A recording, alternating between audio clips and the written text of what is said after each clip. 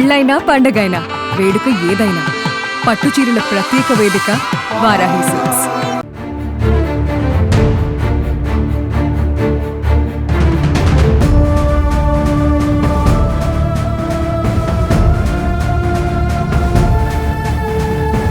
Bonda versus bonda.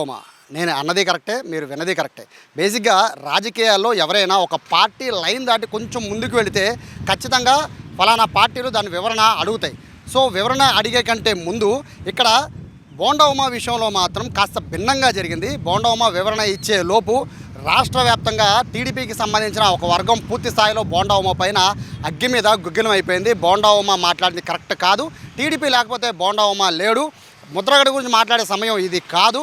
Mysore బోండాలో Mysore ఉన్నట్టే టీడీపీలో బోండా కూడా అట్లాంటిదే అని ఇట్లాగా రకరకాలుగా, అంటే అసలు బోండా టీడీపీ లేకపోతే బోండా లేడు అనే విధంగా రకరకాల పోస్టులు అనేవి గత కొన్ని రోజులు అంటే 3-4 రోజులు విపరీతంగా సోషల్ మీడియాలో అనేది ట్రోల్ అవుతున్నాయి. ఇదంతా కూడా టీడీపీకి సంబంధించిన ఒక వర్గం చేసుకుంటూ వస్తుంది. సాధారణంగా ఎవరైనా పార్టీ లైన్ దాటారు అనుకుంటే చాలా కామన్గా అది ఏ పార్టీ అయినా కూడా కార్యకర్తల దగ్గర నుంచి మొదలు పెట్టుకొని కింద స్థాయి నేతల వరకు కూడా ఒక రేంజ్లో ఫైర్ అవుతూ ఉంటారు. అది చాలా కామన్గా జరుగుతుంటుంది, అందరు నాయకులకి జరుగుతుంటుంది.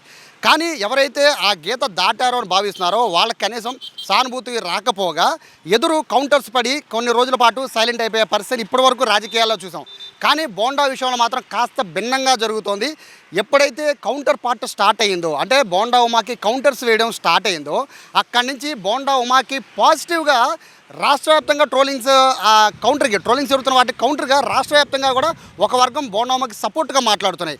అందులో ప్రధానంగా బోండా ఉమా మాట్లాడిన దాంట్లో తప్పేంటి అనేది ఒక పెద్ద పేరాలు స్టోరీలు కూడా రాస్తున్న పరిస్థితి అయితే కనబడుతోంది. 2009లో టికెట్ ఇస్తామని ఇవ్వకపోయినా ఆయన పార్టీని వదలలేదని, 2014లో ఆయన ఇటు టీడీపీ ద్వారా గెలిచినప్పటికీ ఎమ్మెల్యే అయ్యాక ఒక స్టాండర్డ్ మెయింటైన్ చేయడం, 2019లో కూడా 29 ఓట్లతోనే ఓడిపోవడం, 2024లో అతిపెద్ద రాష్ట్రంలోనే ఐ థింక్ 5-6 అతిపెద్ద మెజారిటీ వచ్చిందనేది కూడా వాళ్ళు పెద్ద పోస్టులు రాస్తున్నారు. కేవలం అక్కడ జరిగిన సంస్మరణ సభకి ముద్రగడ గురించి మాట్లాడడానికి వచ్చిన అంశంలో మాత్రం మాట్లాడారు తప్ప ఇందులో రాజకీయాలు ఎక్కడా ఇవ్వనేది బోండా ఉమాకి సంబంధించిన పాజిటివ్ వర్గం. బేసిక్గా విజయవాడ సెంట్రల్ నియోజకవర్గంలో బోండా ఉమా అభిమానులు ఉంటారు కాబట్టి వాళ్ళ వరకు ఈ పోస్టులు పెట్టారంటే చాలా కామన్ అనుకోవచ్చు. ఎందుకంటే ఏ ఎమ్మెల్యేకైనా కూడా వాళ్ళ ఎమ్మెల్యేని పిలిచేవారు అడిగితే ఎవరికైనా బాధ కలుగుతుంది. సో ఇక్కడ అలా కాదు, దాదాపు శ్రీకాకుళం నుంచి చిత్తూరు వరకు కొంతమంది, ముఖ్యంగా కాపు కమ్యూనిటీకి సంబంధించిన కొంతమంది బోండా ఉమాకి పాజిటివ్గా పోస్టులు పెట్టడం అనేది ఇప్పుడు చర్చనీయాంశంగా మారింది. సాధారణంగా ఇటువంటి పరిస్థితి ఏ రాజకీయ నాయకుడికి ఉండదు. లైన్ దాటాడు అనుకుంటున్నా ఏ రాజకీయ నాయకుడికైనా ఖచ్చితంగా పార్టీ క్యాడర్ నుంచి ధిక్కారం అయితే ఖచ్చితంగా వినబడుతోంది. నచ్చకపోతే పార్టీలోంచి వెళ్ళిపోని నిర్మోహమాటంగా ఏ పార్టీ సంబంధించి కేవలం టీడీపీ అనే కాదు, వైసీపీ కానీ జనసేన ఎవరైనా కూడా పార్టీలను కొంచెం దాటారనిపిస్తే ఫస్ట్ కోపం అనేది చాలా కామన్గా వస్తూ ఉంటుంది.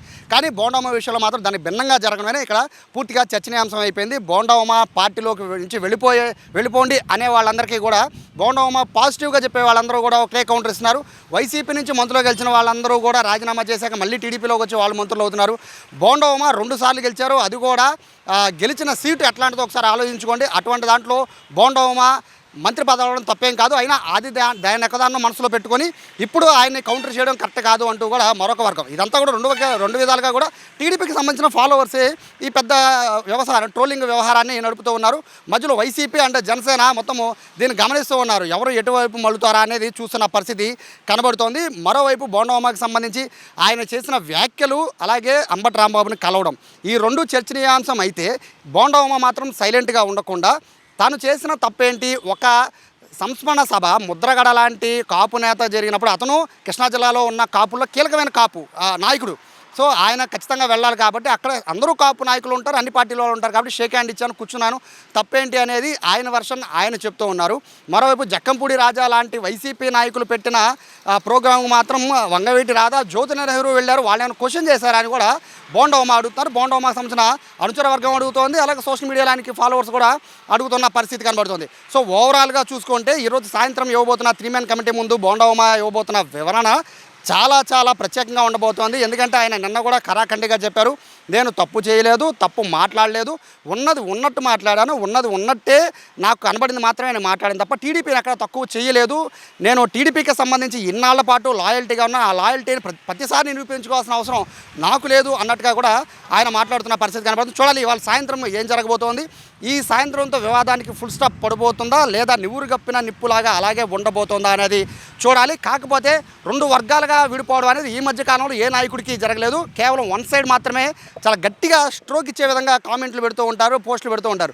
బట్ బోండమ్మ కాస్త విరుద్ధంగా జరిగింది. బోండమ్మకి సపోర్ట్ చేస్తూ కూడా పోస్టులు రావడం అనేది ఇక్కడ కాస్త ఆలోచించాల్సిన విషయం. సో టీడీపీకి సంబంధించిన అధిష్టానం ఏ నిర్ణయం తీసుకుంటుంది, వివరణతో సరిపెడుతుందా లేదా ఇటువంటి తప్పులు మళ్ళీ చేయొద్దని చెప్పి చెప్తుందా లేదా ఈ అంశాన్ని ఇంకా డ్రాగ్ చేసే పరిస్థితి ఉంటుందా అని చూడాలి. మొత్తం మీద ఓవరాల్గా 2-3 రోజులుగా టీడీపీ సోషల్ మీడియా మొత్తం బోండమ్మ వర్సెస్ బోండమ్మ ఇదే నడుస్తుంది. కెమెరా పర్సన్ కృష్ణతో సాయి, సుమన్ టీవీ, విజయవాడ నుంచి.